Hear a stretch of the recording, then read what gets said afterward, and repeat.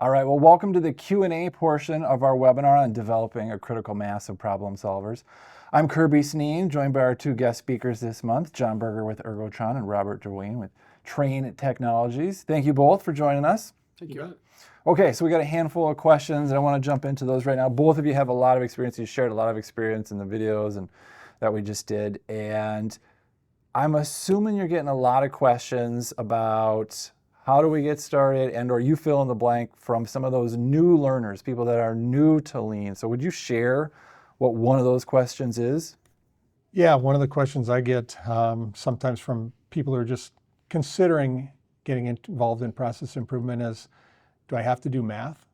And I always say, no, math is not important. I think sometimes people think of Six Sigma, and that's a very math-intensive way to improve things. But Lean is not. Lean is just a different way of seeing things.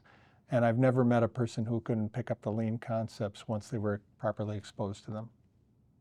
I'd say the question that I always get from people that are new to Lean are you here to solve my problems? So the answer stays the same at every level of the organization. No, I'm here to support. Really what I want to own is the process of process improvement. How do I work myself out of a job by educating you, engaging you, and empowering you, right? And showing the organization how to do that. So I'm here to help you in the process of process improvement, in the process of that. So that's my answer usually. A good one. Okay, so then switching gears a little bit, going deeper into the training, Robert, you shared how you've had your Lean Leader program and the Lean Leader training and a lot of experiential components in that. How are you using training videos or digital courses to supplement it? Yeah, so definitely. For new hires, they definitely get the Lean 101. We leverage Gemba Academy for a lot of that basic stuff, just so when they hear those terms out in the workplace, that's what TAC is, that's what go see Gemba means. At least they have that initial understanding. And then when they're involved in an event, it clicks. Time observation, this is what, the tools really click. Especially even for our team leads. So we go through a rigorous training for our team leads. Once they get into that position, it's basically a Lean leader, how to be a team lead from the hard and soft skills, right? The Lean tool set, but also that change management piece, Lean leader behavior piece. So definitely leverage, probably 50%. It's mostly just that initial, and then obviously the deeper training hands-on when they use it. That makes sense. John, how about you? We do the same. Onboarding, I think, is really heavily using digital courses because it's the type of content that can be delivered that way effectively. When it comes to actual projects and improvements, or when we're talking about production training, we really strongly believe in hands-on. There's no substitute for somebody who's learning to do work or trying to improve work that takes your hands to being there at Gemba, doing the work and learning the work there. So I found that a lot of manufacturers struggle with the sustainment component, whether you're talking about sustaining in the S and 5S, or sustaining your culture, or sustaining you fill in the blank. And one of the countermeasures I've seen be effective for some members, and I'm curious about this, is why I'm throwing it out to you guys, is reminding people of what they already know. They go to an event or they'll watch this webinar and they go, oh, that was a good reminder. It's like the refresher, and they go back and now these ideas are on top of mind again, and it helps accelerate the pace of process improvement in any way, shape, or form. So the question for both of you is, how have you reminded people of what they already know? What are you doing to go about that? We use regular newsletters. That's one aspect. And we find that people, you have to engage them in different ways. For them, reminders work for some that don't work for others. So regular newsletters. We also do process audits. We're regularly auditing ourselves internally for ISO purposes, but also just process audits.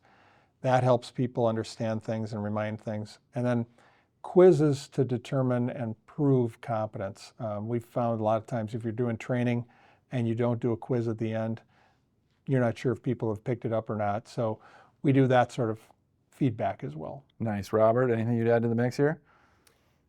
Yeah, so ask me the question again, because there's a couple different ways to answer it. For sure. You can slice it and dice it however you want, but how are you going about reminding people of perhaps within the Lean Leader program, some of the things that they already know so that it becomes top of mind and then sustainment is better in place? So in that particular instance, there's no way to forget it because we're teaching them. So we teach them as they're taking on that role of Lean Leaders. They got their MDI, they're managing for daily improvements. Yeah. We're teaching them 8-step or 9-step problem solving during that training. So they're on the floor, immediately on the floor, with coaching, obviously, with a caring coach until they dominate it. So it's not, well, they forgot. You know, if it's something they forgot how to do, we just refer them back to the standard work. How do I prep? How do I prep for an event or an improvement? Oh, here's standard work, check the box, get your cross-functional team, sign-offs.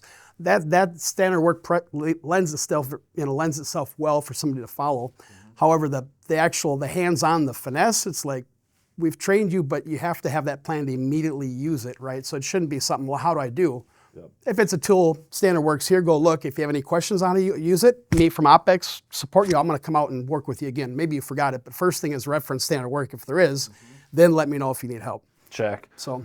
Okay, so switching gears then, I'll kick this one over to you first. What are you doing to develop people and engage people in process improvement that don't speak English? Yes. So here, particularly demographically, I'm in a good spot because I'm fluent, Spanish and English. Doesn't help me with the huge Hmong population we have, and other non-speaking. So it's growing, right? So from involving people in process improvement, them being involved in process improvement, that happens during the activities, cross-functional teams. Usually we have a team leader, something there that's bilingual. Obviously, if it's improving a process and wanting somebody to follow it, less words, more pictures, right? In kindergarten, you learn shoes belong here, outside the line, drawing is bad. So from following a process, the more pictorial you can be. But if it's about involving them in the process improvement, we use simulations, which are given, right? Very pictorial and then hands-on. And I always try to have somebody, we've hired them, we should engage their creativity too. We can't do that without an interpreter. So in certain avenues, if it's an event, we need somebody that speaks both languages. Yeah. My 5-year-old is learning where her cubby is today. John, what else are you doing to... Powerful. Yeah, I know, it is. It is, to your first point. Yes. What else are you doing to train and develop people that English is maybe their second language? Same approach, really. Videos, pictures in any instruction is important. We put that in, and we have Somali workers and a lot of other multicultural workforce. So, and then embedded informal translators. So people who know the language better than someone else are there to translate. And in meetings, we allow that time for that translation to occur and respect that. I think it's partly because we have our China facility. And so when we have a teleconference, language can be a barrier, but we allow that time for the translation to occur and then things coming back. So that's the most important thing, is really to enable it and respect the people that, hey, I don't know their language and they don't know mine, or they know mine better than I know theirs. Mm-hmm. So let's allow that to occur. Yeah, it makes me think of that saying, slow is smooth, smooth is fast. Let the process take place. Very true. Okay, so then how many shifts do you have at Ergotron? And then if you have a second, third, or weekend shift, how are you developing those folks? Okay, so at Ergotron, we have one shift. Okay. When I worked at Fiserv, we had 5 shifts, so it was a 24/7 operation. And I've seen 2 ways to handle those off shifts. One is probably most appropriate for smaller companies. You would bring the operator to the first shift and have them train and learn the process for the first week or 2, whatever it takes, and then they go back to the second or third or whatever shift. It works well for the company. It's not so great for the employee because they're on and off shift for a reason, probably has to do with their life, but it can be the only way you can do it for a small company. Larger companies, you can start to embed trainers on the off shifts, and that's the best way, because those people, part of training is you're connecting with people, you're developing credibility. That trainee is going to have that connection no matter how long they go into their career. And when they have ideas, they're going to bring them back to the trainer. So I like to do the second option best. How do you go about doing that? Or it's maybe the first or second step to do that, because that's interesting. So the trainer is actually somebody that probably will come to the first shift and really learn and embed it and learn how to train. Then that person goes and becomes the worker on the off shift and training those workers on the off shift. That way, only 1 or 2 people had to come to the first shift to learn, and they train the trainer basically back to the off shifts. Nice. It's the one-to-many approach then. Yep. Robert, anything you'd add on that shift? The exact same thing we do for training. As far as like engaging for solving problems, though, if we're having a focused event, we will start the event later on in the morning, so we're here plenty into night shift, or we'll plan it off shift. It's a little harder for people like me, but it's about them, right? So we'll do that, or once again, we'll get representation from second, third, or fourth shift on the weekend shift, right? So making sure we have their voices, that way any changes don't come back to us as, blah in your face. Like, we had everybody's, agreement, and this was the best we collectively thought of, right? So we're all going to accept it. Everybody's fingerprints is on it, right? Yeah. So it's critical to really involve those off shifts, especially when you're driving improvements, because they could say, I don't like that and I'm not doing it. Well, yeah, because they didn't have their fingerprints on it, right? So that's the critical thing of really involving everybody everywhere, every day. This is our improvement, right? It's not about me finding the best way. It's about us finding the best way. When we're doing it, it's going to be the cheapest, fastest, most robust, safest method of whatever the improvement is or whatever problem solved. Yeah. I love that. It makes me think of that, and kind of tongue-in-cheek here, the NMH syndrome, not made here syndrome. In other words, got to have my hands on it, otherwise, not made here. Correct. Yep. Not ours. Okay, so most importantly, then I want to land on this one. How are you guys communicating purpose and value so that people know where they fit and why they matter as it relates to process improvement? One of the things that I've used that's really powerful, can't always set it up, but it really works very well, is if you can get a customer of the product to come and talk to the workers directly about what this product means to them, what do they use it for, why is it important to them.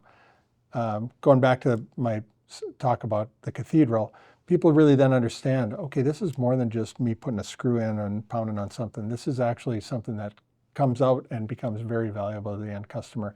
That's probably the most impactful way I've done it. Love it. Robert? I'd say one thing we do is, which I really liked, this first company with Trane that I was like, wow, this really makes sense, right? Because a lot of times we do our initial training with somebody, throw them in the process and see if they sink or swim. So we go through the original, the new hire. We have a beautiful wall that tells the story, how the company started, what problem we're solving for the customers, which is very clear in our industry, right? And then if you're in a very technical, skilled function, whether it's brazing or something that can really cause havoc and be very costly for the company, we've set up these best practices for us, these dojos. Braze dojo, you're there for 3 weeks learning how to follow standard work. You're walking the process where defects happen, what kind of defects happen, how that happens in your process, how they can be introduced, what that means downstream, ultimately. So I think at least the people that go through the dojos, they have a very clear connection of how my job impacts the ultimate customer and internal customers. So I really love that as a best practice. Nice. Yep. Love that. It seems like it'd be really effective. It is. Yeah. It is. John, Robert, thank you so much for being here. Thank you. You bet. So as we close, just want to give you a quick resource. Obviously, there's a lot that goes into developing a critical mass of problem solvers. As you heard us talk about the training, ramping up a second, third weekend shift, reaching people that don't speak English or just English as a second language. And just the fact that on-demand training can help you reach into those individuals and develop them. And so if you want to, as a member, you receive discounts on any of the introductory on-demand certification programs that are included with membership, like the Professional Yellow Belt certification or Professional Problem Solver certification, or even that Professional Team Leader certification. So just fill out the form that is below the video player for more information, and we'll see if one of those programs is a good fit for you, or maybe somebody on your team, or maybe everybody on your team. So thanks for watching. We'll see you next month.